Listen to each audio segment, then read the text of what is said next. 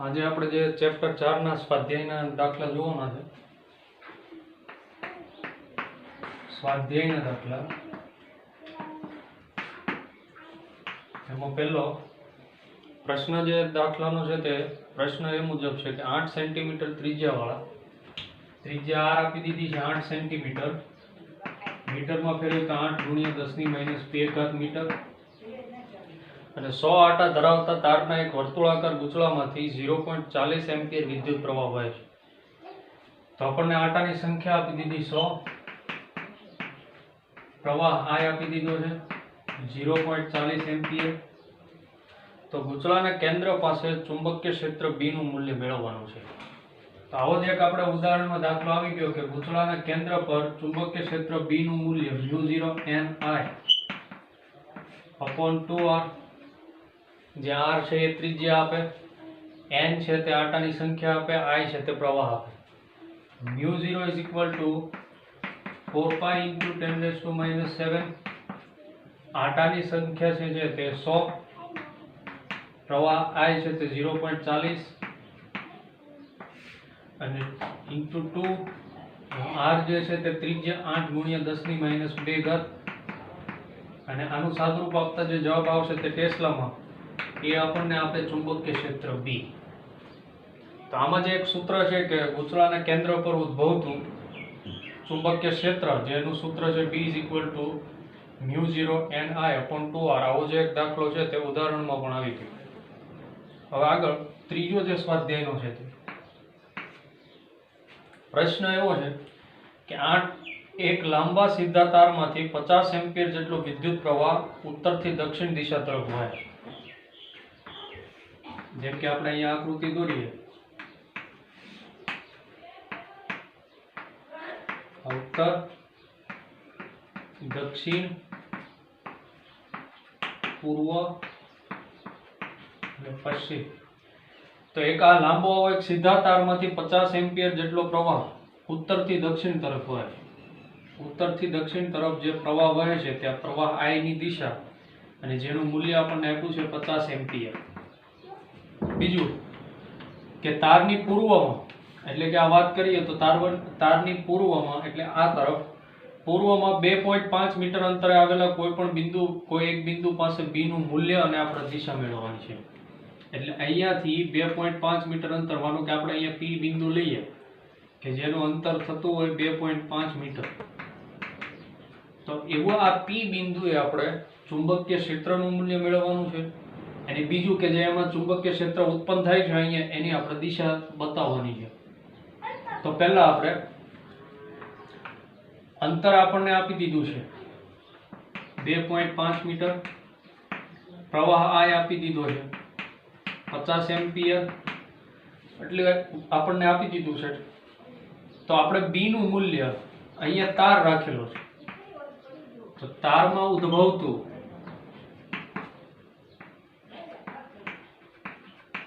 ચુંબકીય ક્ષેત્ર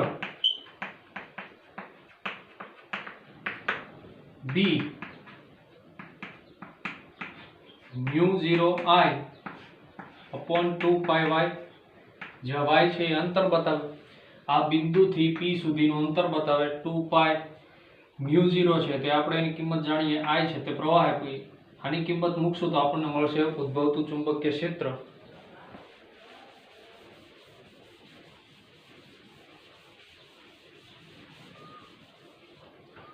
તો ઉદ્ભવતું ચુંબકીય ક્ષેત્ર B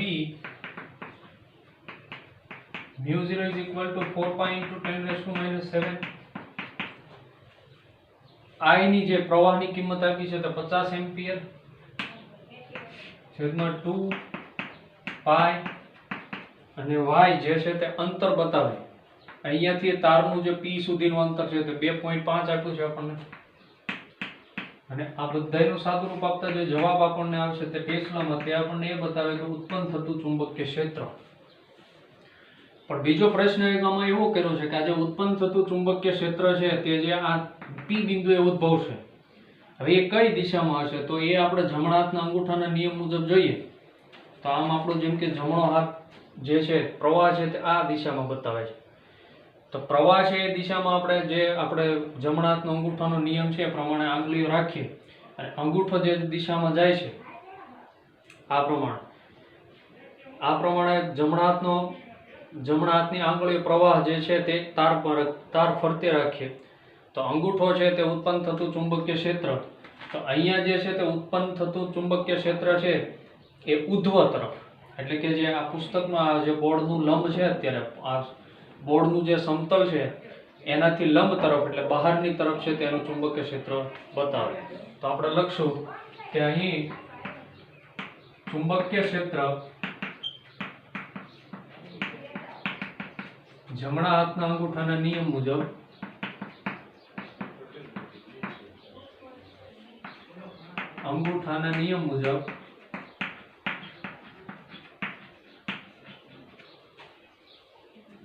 આ જેમ અહીંયા આપણે બોર્ડ છે તો બોર્ડના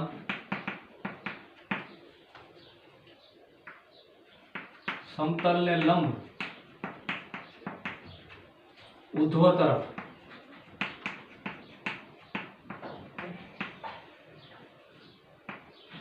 ઉત્પન્ન થાય છે. આ વાત થઈ ગઈ કે ચુંબકીય ક્ષેત્રની દિશાની. તો એ ચુંબકીય ક્ષેત્રની દિશા આપણે જમણા હાથના અંગૂઠાના નિયમ મુજબ આપણે જાણી શકાય. હવે એક આમાં જે સૂત્ર છે તે B = μ0I/2πy એ ઉદાહરણમાં પણ દાખલા આવી ગયા કે જ્યારે તાર હોય ત્યારે જે ચુંબકીય ક્ષેત્ર ઉત્પન્ન થાય છે તે μ0I/2πy. હવે આગળ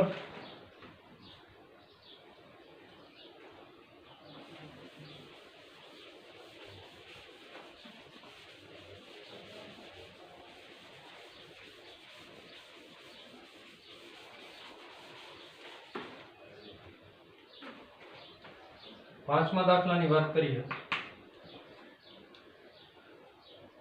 તો 0.15 ટેસ્લા જેટલું નિયમિત ચુંબકીય ક્ષેત્ર સાથે 30 નો કોણ બનાવતી દિશામાં રહેલા તારમાંથી 8 એમ્પિયર વિદ્યુત પ્રવાહ વહે છે. તો આ તાર પર લાગતા ચુંબકીય બળનું મૂલ્ય કેટલું હશે?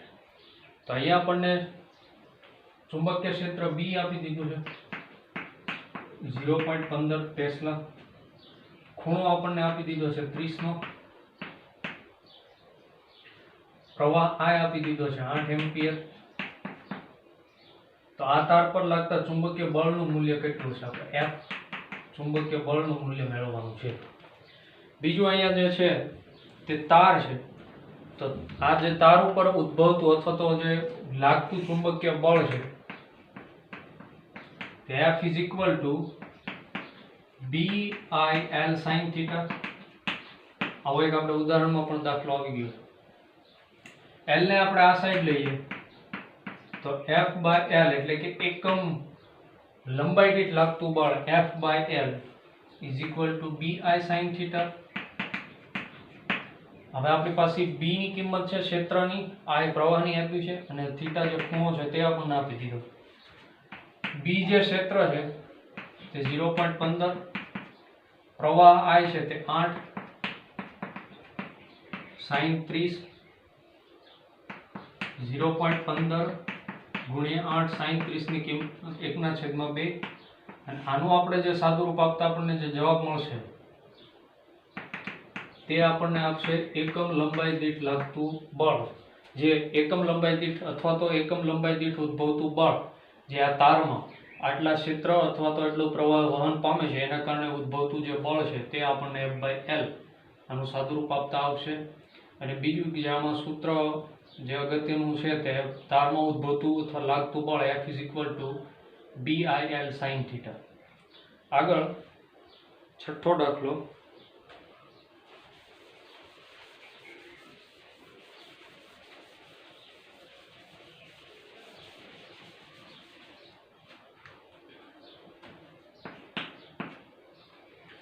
પ્રશ્ન એવો છે કે 3 સેન્ટીમીટર લંબાઈના તારમાંથી લંબાઈ આપી દીધી છે 3 સેન્ટીમીટર, એ લંબાઈના તારમાંથી 10 એમ્પિયર જેટલો વિદ્યુત પ્રવાહ વહે છે. આ આપણને આપી દીધો છે 10 એમ્પિયર, જેને અંદર સોલેનોઇડમાં તેને અક્ષને લંબ રૂપે મૂકેલ છે. તો સોલેનોઇડની અંદર એટલે કે લંબ રૂપે મૂકેલ છે તો ખૂણો થશે 90 નો. સોલેનોઇડની અંદર ચુંબકીય ક્ષેત્ર B આપણને આપી દીધું 0.27 ટેસ્લા। તો આપણને એવું કીધું કે તાર પર કેટલું ચુંબકીય બળ લાગતું હશે, એટલે કે આપણે F મેળવવાનું છે, ચુંબકીય બળ જે લાગે છે તે। અને બીજું આ સેન્ટીમીટરમાં છે એને આપણે મીટરમાં ફેરવી દઈએ, આ એમ્પિયરમાં, આ ટેસ્લામાં।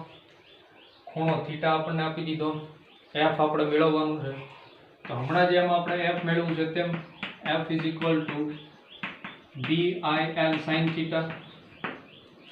B ક્ષેત્ર આપણને આપી દીધું 0.27, પ્રવાહ I આપી દીધો 10, L આપી દીધો 3 × 10⁻², અને sin 90 ની કિંમત આપણે જાણીએ 1 થશે। તો 0.27 × 10 × 3 × 10⁻², આનો જે જવાબ આવશે તે આપણને આપશે તાર પર ઉદ્ભવતું જે બળ છે તે આપણને F મળશે। બીજું આમાં પણ જે સૂત્ર વાપર્યું તો આપણે આગળ જે વાપર્યું એ જ। હવે 7મો દાખલો,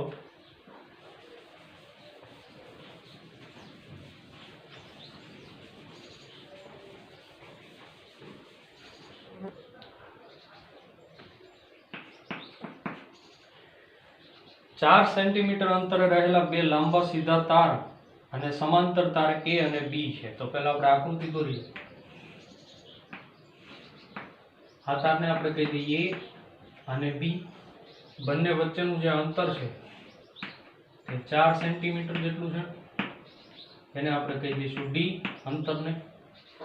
બંને તાર A અને B માંથી 8 એમ્પિયર અને 5 એમ્પિયર વિદ્યુત પ્રવાહ એક જ દિશામાં વહે છે। તો કોઈ પણ આપણે એક દિશામાં લઈ લઈએ, આ તારમાં 8 એમ્પિયર, આ તારમાં છે તે 5 એમ્પિયર પ્રવાહ વહે છે એ એક જ દિશામાં। તો તાર A ના 10 સેન્ટીમીટર લંબાઈના વિભાગ પર લાગતું બળ શોધો। પહેલા તો આ બે તાર વચ્ચે જે લાગતું બળ છે તે, ત્યારબાદ જે તાર A થી 10 સેન્ટીમીટરના અંતરે જે બળ લાગશે તે આપણે મેળવશું। તો પહેલા તો આપણે એકમ લંબાઈ દીઠ લાગતું બળ F/L પહેલા મેળવી લઈએ। તો પહેલા બંને તાર પર એકમ લંબાઈ દીઠ લાગતું બળ, એટલે કે એ આપણે મેળવવાનું છે તે F/L, μ0 I1 I2 upon 4πd અથવા 2πd, જ્યાં D છે તે બંને તાર વચ્ચેનું અંતર બતાવશે। આ સેન્ટીમીટરમાં છે તો એને આપણે મીટરમાં લઈ લઈએ। μ0 આપણે જાણીએ એની કિંમત 4π × 10⁻⁷। I1 I2 આને માનો કે આપણે I1 કહી દઈશું, અહીંયા I2, તો I1 ની કિંમત છે તે 8, I2 ની કિંમત છે તે 5, 2π, અને D જે અંતર છે તે આપ્યું છે 4 × 10⁻² મીટર। તો આનું સાદુરૂપ આપતા જે આપણને જવાબ મળશે તે મળશે F/L। હવે આપણને બીજું એવું કીધું છે કે તાર A ના 10 સેન્ટીમીટર લંબાઈના વિભાગ પર લાગતું બળ શોધો। તાર A, આ જે તાર છે એના 10 સેન્ટીમીટર દૂર જે વિભાગ છે તેના પર લાગતું બળ, તો આ જે F/L જે જવાબ આવે તેને ગુણ્યા આપણે L કરી દઈએ A માટે। તો આપણે અહીંયા જે ગુણાકારમાં જવાબ સાથે લાવવું પડશે તે 10 સેન્ટીમીટર એટલે મીટરમાં ફેરવી દઈએ, અને જે બળ લાગશે તે તાર A થી 10 સેન્ટીમીટરના અંતરે જે બળ ઉદ્ભવે છે એ લાગતું બળ છે જે વિભાગ પર એ આપણને મળશે। બીજું એક આમાં મેઇન જે સૂત્ર છે તે F/L μ0 I1 I2 upon 2πd, એ જે સૂત્ર છે એ મુજબ આપણે બળ મળશે। બીજું હવે દાખલા નંબર 9,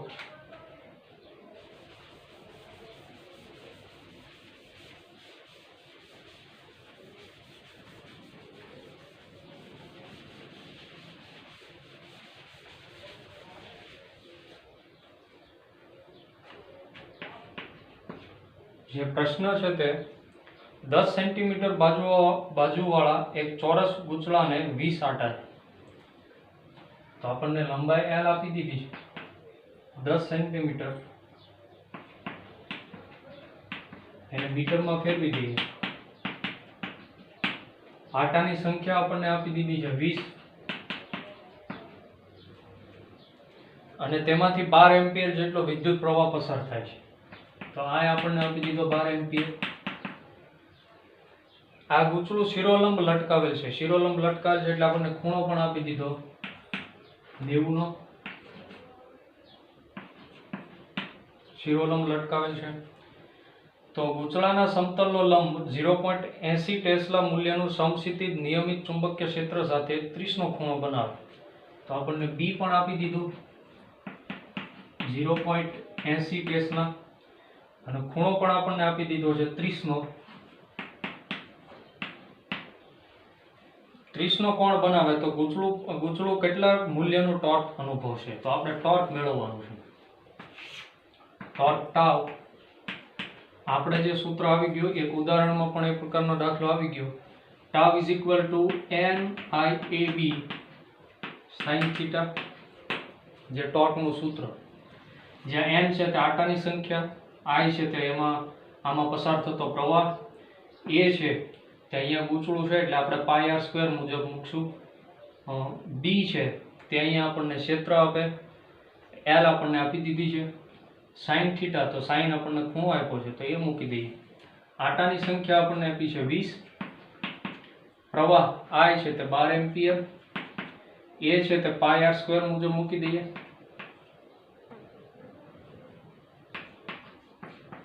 πl² અથવા તો અહીંયા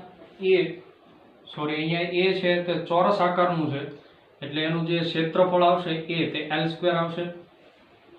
B છે તે ક્ષેત્ર 0.80, ખૂણો આપણને આપી દીધો છે sin 30,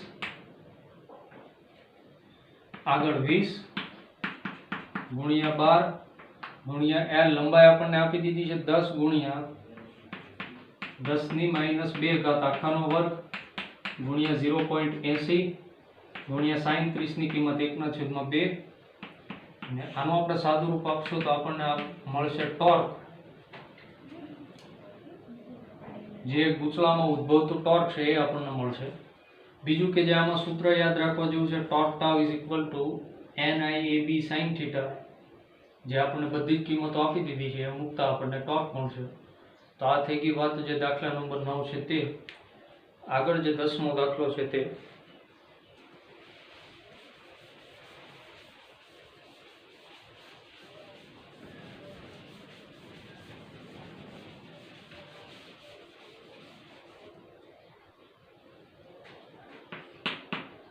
પ્રશ્ન એવો છે કે બે ચલિત ગૂંચળાવાળા મીટરો M1 અને M2 ની વિગત આપણને આપી દીધી છે. અવરોધ R1 આપણને આપી દીધો 10 ઓહમ, N1 આટાની સંખ્યા આપી દીધી છે 30, A1 ક્ષેત્રફળ આપણને આપી દીધું છે 3.6 ગુણ્યા 10⁻³ મીટર સ્ક્વેર, A1 આપી દીધું. B1 આપી દીધું છે 0.25 ટેસ્લા. બીજું હવે ગૂંચળા 2 ની વિગત. R2 એનો અવરોધ આપણને આપી દીધો છે 14 ઓહમ, આટાની સંખ્યા આપી દીધી N2 42, A2 ક્ષેત્રફળ આપણને આપી દીધું છે 1.8 ગુણ્યા 10⁻³ મીટર સ્ક્વેર, ક્ષેત્ર B2 આપણને આપી દીધું 0.50 ટેસ્લા. તો આ M1 અને M2 માટે આપણે પહેલા બે પેટા પ્રશ્ન છે, વિદ્યુત પ્રવાહ સંવેદિતાનો ગુણોત્તર મેળવવાનો છે અને બીજો જે પેટા પ્રશ્ન છે તે વોલ્ટેજ સંવેદિતાનો ગુણોત્તર મેળવવાનો છે. આ આપણને ડેટા એટલો આપી દીધો છે M1 અને M2 માટેનો. તો પહેલા જે આપણે મેળવશું તે વિદ્યુત પ્રવાહ સંવેદિતા. વિદ્યુત પ્રવાહ સંવેદિતાનો ગુણોત્તર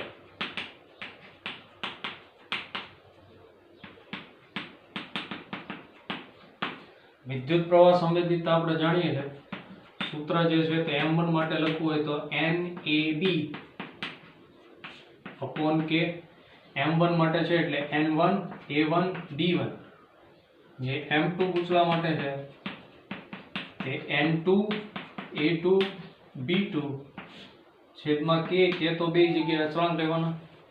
હવે એનો ગુણોત્તર લેવાનો છે એટલે m2/m1 m2/m1 તો અહીંયા n2 a2 b2 છેદમાં 2 ઉપર નીચે કે કેન્સલ એટલે છેદમાં આવી જશે n1 a1 b1.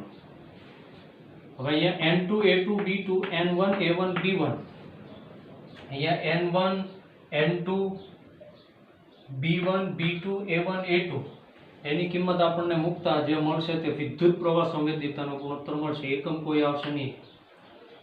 હવે બીજું આ થઈ ગયું વિદ્યુત પ્રવાહ સંવેદિતાનો ગુણોત્તર. બીજું જે છે તે વોલ્ટેજ સંવેદિતાનો ગુણોત્તર જે બી પેટા પ્રશ્ન છે તે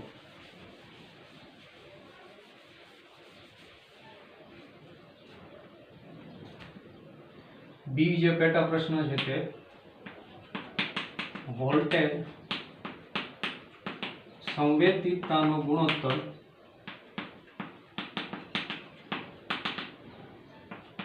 પહેલા m1 માટે વાત કરીએ તો વોલ્ટેજ સંવેદિતાનું જે સૂત્ર છે તે n1 a1 b1 upon kr1 જ્યાં r જે છે તે આપણને આપી દીધા છે અવરોધ અને m2 ગુચલા માટે જો વોલ્ટેજ સંવેદિતાની વાત કરીએ તો n2 a2 b2 છેદમાં આવશે kr.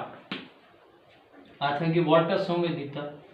m1 માટે છે તે n1 a1 b1 upon kr1 m2 માટે છે તે n2 a2 b2 upon kr2. હવે બંનેનો ગુણોત્તર આપણે લઈએ તો m2 upon m1 k cancel n2 a2 b2 upon n1 a1 b1. હવે આના r2 છે તે છેદમાં અને આના જે r1 હશે તે અંશમાં. હવે r1 r2 ની કિંમત આપ સામે જ લખી છે તે આપણને આપેલા છે data n1 n2 a2 a1 b1 b2 એની કિંમત આપી છે. બધી મુક્ત આપણને જે ગુણોત્તર મળશે તો વોલ્ટેજ સંવેદિતાનો એટલે કે m2/m1 નો વોલ્ટેજ સંવેદિતાનો ગુણોત્તર મળશે જે આનો પણ એકમ આવશે નહીં.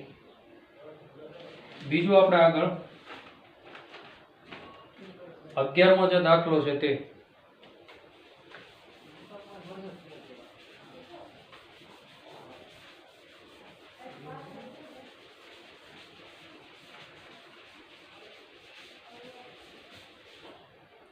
11મો દાખલો. એક ઓરડામાં 6.5 ગોસ, એક ગોસ એટલે 10⁻⁴ ટેસ્લા આપણને ડેટા આપ્યો છે બી 6.5 ગુણ્યા 10⁻⁴ ટેસ્લા એટલું ક્ષેત્ર આપી દીધું છે.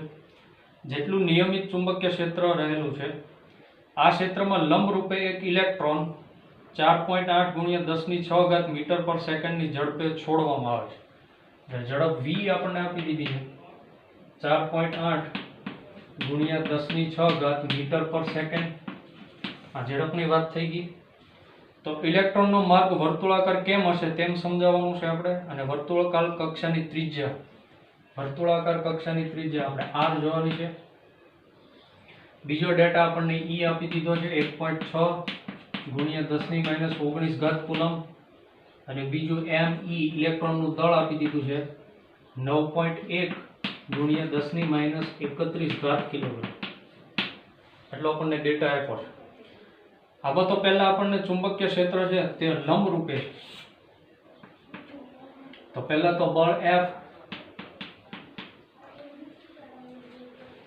ચુંબકીય ક્ષેત્ર છે તે લંબ રૂપે દાખલ કરવામાં આવે છે. તો જે આપણું સૂત્ર છે બળનું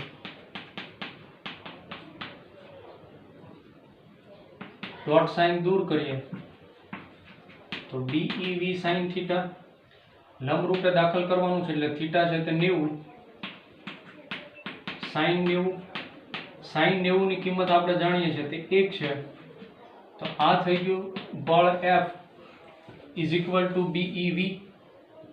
હવે બીજું આપણે એ સમજાવવાનું છે કે આનો માર્ગ છે તે વર્તુળાકાર કેમ હશે, કારણ કે નિયમિત ચુંબકીય ક્ષેત્ર રાખેલું છે.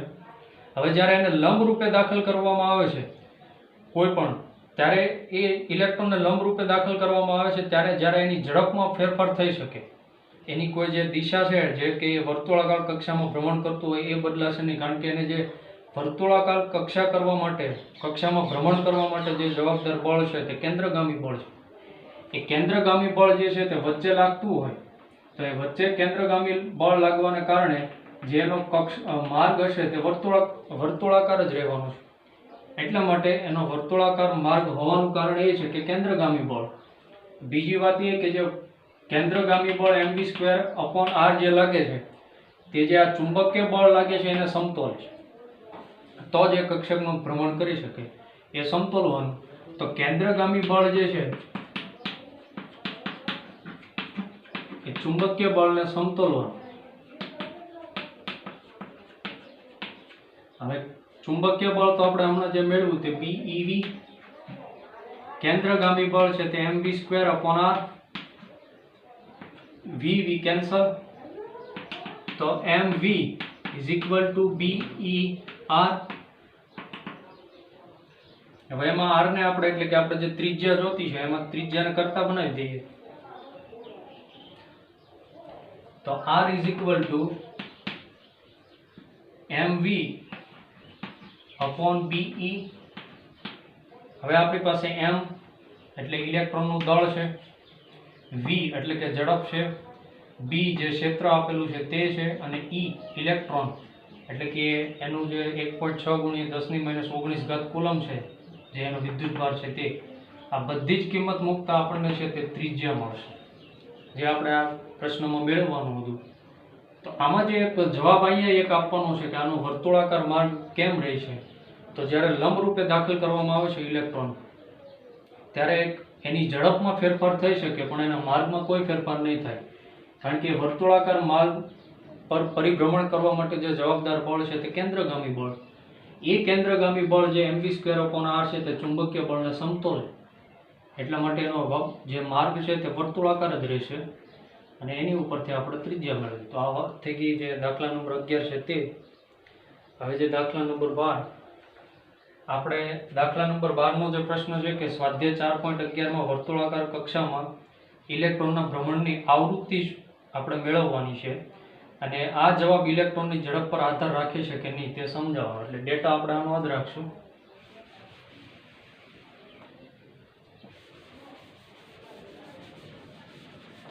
એ શરૂ જે આવૃત્તિ મેળવવાની છે એમાં પણ કેન્દ્રગામી બળ, ચુંબકીય બળ જે દાખલો છે એનું એ જ mv = BER.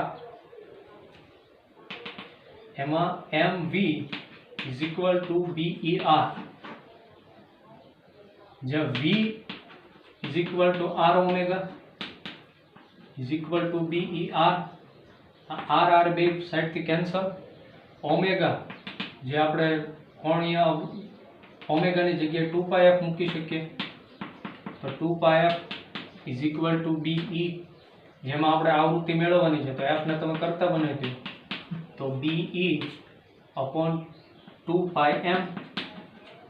હવે આપણી પાસે b ની કિંમત જે ચુંબકીય ક્ષેત્ર b ની કિંમત આપી દીધી છે, e ની કિંમત છે આપણી પાસે 2πm ની કિંમત છે, જ્યાં m છે તે ઇલેક્ટ્રોનનું દળ છે એટલે કે me. b જે ક્ષેત્ર છે તે આપ્યું છે 6.5 × 10−4, e આપણને આપી દીધું છે 1.6 × 10−19, 2πm e ઇલેક્ટ્રોનનું દળ આપી દીધું છે 9.1 × 10−31 કિલોગ્રામ. આનું સાદુરૂપ આપતા જે જવાબ આવશે તે આપણને આવૃત્તિ આપશે. બીજું આમાં આપણને સવાલ એ કર્યો છે કે ઇલેક્ટ્રોનની ઝડપ પર આ જે આવૃત્તિ છે તે આધાર રાખશે. હવે આ તમે આવૃત્તિનું જે સૂત્ર એટલે જે બન્યું છે એ જુઓ તો આમાં કોઈ BE/2πme એમાં કોઈ પણ ઝડપ આવતું નથી, એટલે કે v આવતો નથી. એટલા માટે જે આ આવૃત્તિ છે તે ઇલેક્ટ્રોનની ઝડપ ઉપર કોઈ આધાર રાખતો નથી. એ એનો જવાબ આવશે. હવે બીજું જે આગળનો 13મો દાખલો,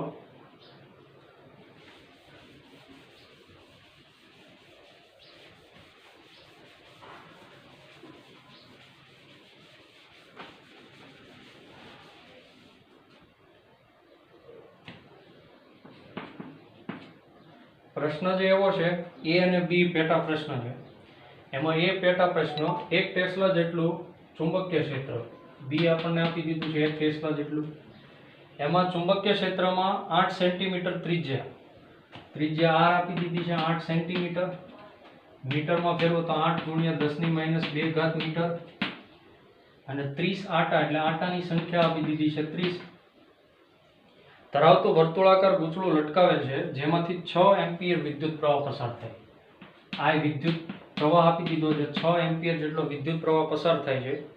અને ક્ષેત્ર રેખાઓ ગૂંચળાને લંબ સાથે 60 નો ખૂણો બનાવે છે. એટલે ખૂણો આપણને થીટા આપી દીધો છે 60 નો. તો ગૂંચળાનું આવર્તન ન થાય તેને માટે તેના પર લગાડવા પડતા જરૂરી વિરુદ્ધ દિશાના ટોર્કનું મૂલ્ય શોધો. તો પહેલા તો આપણે ટોર્કનું મૂલ્ય મેળવવાનું.